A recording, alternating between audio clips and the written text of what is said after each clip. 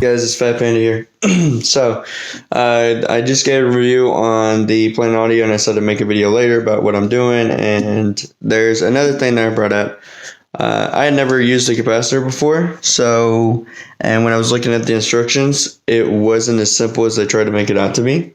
There's several ways you can wire them and stuff like that. And you also, a lot of people don't know how to read them either. So I'm going to go over everything in one go. So here's my amp, Audio Planet, and it's 4,000 watt. And then I have the Pile 12s, which I lifted the box here real quick. I don't think you can see them. This is actually a 0.5 farad capacitor, because I didn't know farads at the time, so I bought a shitty one. But I mean, so far my luck has been I buy the cheap stuff that I think is going to be trash, and it actually does better than the expensive stuff that is actually trash. So hey guys, I'm back. So I had decided to wire it a different way than I had actually planned. And I'll show you, and then I'll tell you the other way.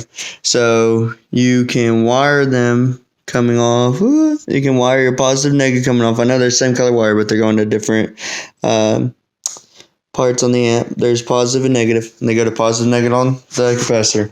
And then the thing with it is I can't flip my camera around. It's stupid. The thing is you can do positive, and then positive come into the capacitor. Okay, you can do positive from the capacitor, positive to the amp, and then positive from the battery going to the capacitor, and you don't connect it to the amp. Then you can do negative going to the capacitor, not connect the negative of the capacitor to the amp, but connect another negative coming from your battery to your amp. That way you only got one wire coming off the capacitor to the amp, and that's a positive. Now, you can do it that way, or you can do it the way I do it. I don't know the difference. I haven't seen anything that says there's a big difference, so it's all up to you. The way I'm doing it now is only because I don't feel like running another wire from my battery to all the way back here to the capacitor.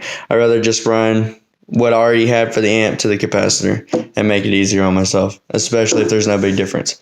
Also, so what I was going to tell you is so capacitors are measured in farads. This is 0.5 farad. I think I said this earlier, but I'm going to repeat it anyways. They go all the way up to like 10 farads or higher. Normally anything over 10 farads is a lie.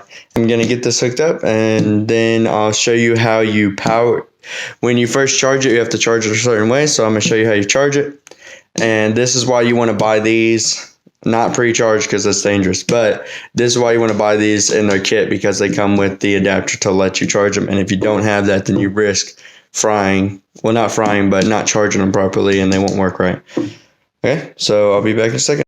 Okay, so you're going to run your negative to your amp from the negative on your capacitor, negative on your capacitor to the negative on your battery. My battery is actually in the trunk. But if you had to run it to the front, this is why I'm showing you to wire it directly to your amp, because you're going to save yourself having to run another wire. Okay, then you're going to do your positive from your battery, which mine has a fuse on it. That's why it's not charged right now. I got to put the fuse back in. And you're going to put your little resistor in between, and this is to help it charge properly for the first time. You only have to do this once, and then you get to connect it regularly. Then I did my positive to my amp from the positive on the capacitor. So when I plug this in one-handed, it should charge that capacitor, hopefully. It says 0. They're saying about 10 seconds, and it'll get to what it needs to get to. So we'll see. It's getting brighter for sure. Okay. Remember, it's upside down, so it's actually 0.93, and just let it sit and get to where it needs to get to. I don't know what it's going to stop at, but that is how you charge it for the first time. They're real tight. I'm going to show you. So my number is sitting at 12.9 even, which is about what 12.3. That's about what the battery puts out. I turn on as if I start the car, so I'm about to go get that done. And that should turn my amp on at the same time. So I actually, I ran it to not my radio accessory, but my cigar outlet accessory. Okay, so when the amp's on, the capacitor kicks back on at 14.3, and my amp is on, so everything should be hooked up right. And so I'm gonna finish putting it in, and I'll get back to you guys when it's back in. Okay, guys, here's my sub front, and this is how I get it to the way I want it to sound. And I had to get new wires because the other ones, when I moved the sub, I couldn't unplug them because I forgot to. And now I'm hook up my cheap audio wires, and I have a little adapter.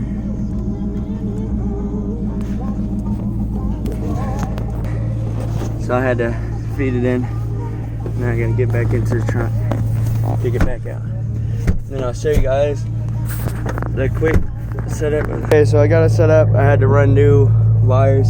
I actually didn't run it up to radio because I didn't feel like replacing radio, so I got these taps. I'll leave a link for that too. Tends to make life a lot easier. And now I have to put the sub back into place. And do that, I just slide it back in and push it back real hard. I prefer to kick it in, but I'll have to do that later. But let's test this bad boy and see how hard it hits. So, and you'll see why I can't harp on these enough. So this is at half volume for these Planet Audios, and you can already see that $100 setup. That's pretty crazy. That's starting to get power needs. That's the setup, and like I said, I only spent a little bit of money. It's still this at half volume. It sounds a lot better than what it did now that I got the capacitor on. So would I recommend a capacitor? Always. Saves me not having to buy another battery. So, and like I said, that's a $200 setup right there. That ain't nothing much. That's easy money. $200. Well, I mean for some people, but it's a lot less than spending too much money. And let's make sure my lights aren't flickering. Yeah, they don't flicker. Sweet. Like I said, that's at half volume. It goes all the way up to like 40. Like 40. So yeah, that's half volume. So thank you guys for watching. That was Fat Panda, and peace.